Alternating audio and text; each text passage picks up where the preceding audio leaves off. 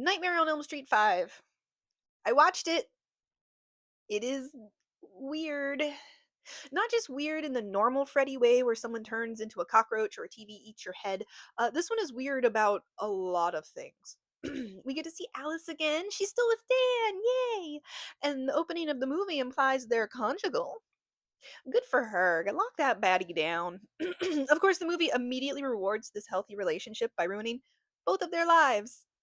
Alice has somehow managed to rebuild an entire friend group of side character NPCs who all seem contractually obligated to say, if anybody's gonna hurt you, they're gonna have to go through me. And he does, immediately. They gotta stop saying this in horror movies. It has literally never worked out. Freddy starts showing up again, and Alice is understandably confused because, he exploded because of a mirror in the last movie. But, she's teen pregnant with Dan's baby. And Freddy is using the dreams of her fetus as Wi Fi to get back into the dream world. Look, I said this movie was weird, okay? Now, in fairness, this is one place where the movie accidentally stumbles into real science. Fetuses spend a lot of time asleep, 14 to 17 hours, and are in REM sleep for part of that. So technically, Freddy has all the time in the world to clock in for work. Alice starts meeting her unborn son in her dreams, who is played by the same kid that Dr. Grant traumatizes with a velociraptor claw at the beginning of Jurassic Park. And this kid has mommy perfected. Just mommy. No, thank you. He introduces himself as Jacob, which raises an important question. Where did he hear the name Jacob? He's a fetus. Did Freddy name him? Did he overhear it through the amniotic fluid? Can fetuses fill out birth certificates? Okay, look, I'm already deeply uncomfortable with Freddy being anywhere near children, and now he's emotionally manipulating an unborn baby by telling him his mommy doesn't want him, while feeding him the souls of Freddy's victims through an umbilical cord. I don't have anything to add to that. That's just a sentence that exists now. So, yes, this movie is about pregnancy and motherhood, kind of.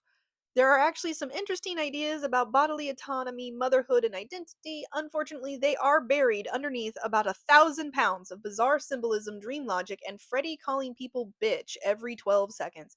Seriously, it's basically punctuation for him at this point. Freddy's mother, Amanda Kruger, gets a much bigger role this time. Her soul is trapped in a medieval tower that Springwood just apparently has. Actually, hold on. Springwood is becoming an increasingly difficult to believe as a town. Uh, this place has a giant power plant, one psychiatric hospital, a second old evil psychiatric hospital, an unnamed order of nuns who runs said evil psychiatric hospital, and it keeps hundreds of maniacs living in what is essentially a concrete pit, and also a gothic castle tower. What is this place? Springwood isn't a town anymore, it's a Dungeons and Dragons campaign. The frustrating thing is that Amanda and Freddy's relationship is barely explored. She's his mother, but nobody really treats her like she's his mother.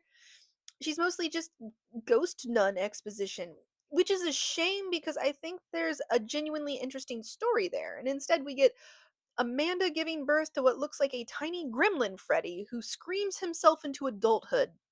Sure, why not? By the end, there's actually a sweet little image of Amanda and Alice each holding their babies in the dream world.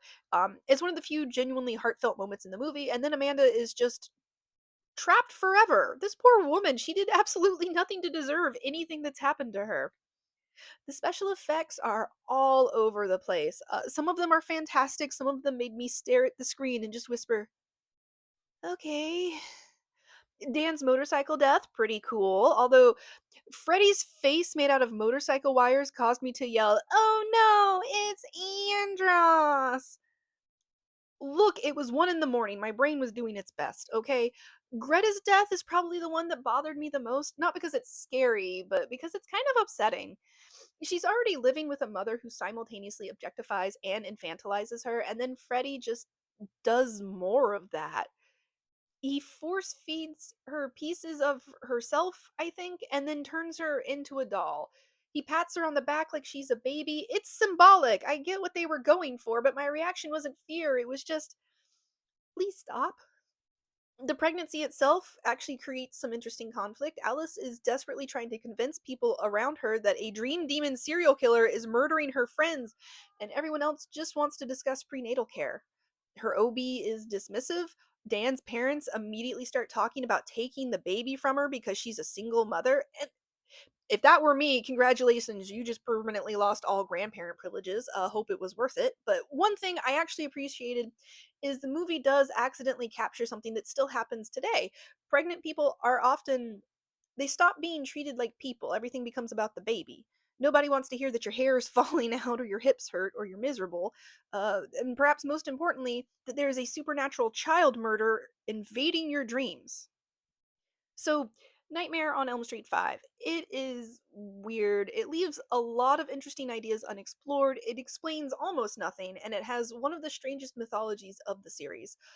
Freddy uses bitch as though it's a legally required dialogue, and somehow Springwood now has a castle. I wouldn't call it bad, I just wasn't having much fun. It's perfectly watchable, but if somebody asked me which Nightmare movie to revisit, this would not be anywhere near the top of the list.